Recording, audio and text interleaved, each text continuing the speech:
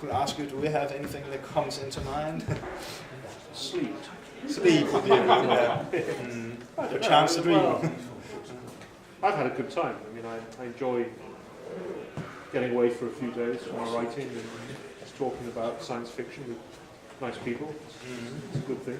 Yeah. But I'm starting to feel the pull of going back to writing now. I can't be away from it for too long, so it's always that balance.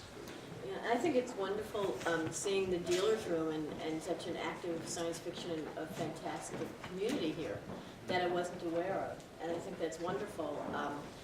One thing we didn't talk about, I had kind of hoped to talk about on one of the panels, but it never came up really, was there's a lot more opportunity for non-English writers to get published in America right now. There are at least 2 organizations that are trying to, that have websites that are, one of them even has a scholarship, I think, a scholarship fund for translations of non-English literature into English. Lavi Tidar, who's an Israeli writer, started one. I don't remember the names of them. It's like the International Scientific Fiction Foundation or something, and they're online. And a new one that just was started is a Spanish organization. I'm on the panel, which means nothing. It's just that I approve of it, yes, but I'm not reading your site. You know, please leave me alone because I'm having to push it.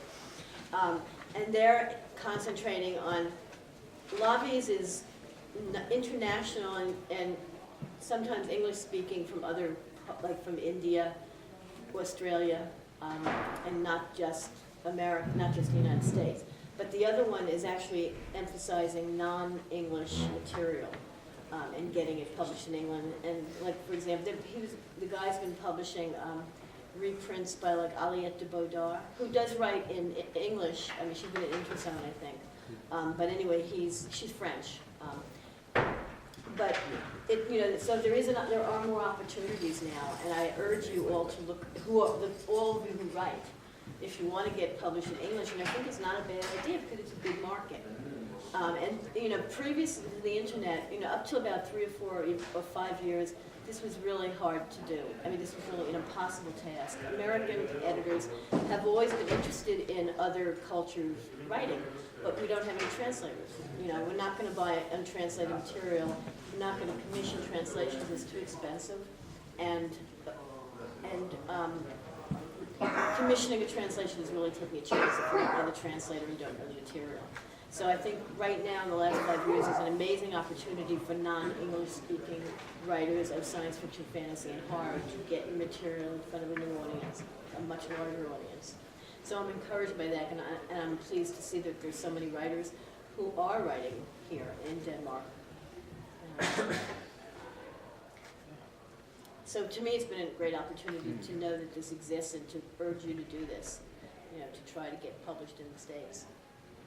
Yeah, because really, as readers, we shouldn't be any less excited about reading the work of a writer from Europe compared to a writer from the UK or America. So often the hurdles and the barriers in the publishing world mean that you don't read an awful lot of translated fiction. No.